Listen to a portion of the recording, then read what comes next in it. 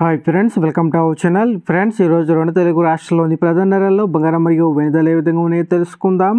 అంతకు ముందుగా మా నుంచి మీకు ఒక రిక్వెస్ట్, మా వీడియోకి లైక్ చేయకపోతే లైక్ చేయండి.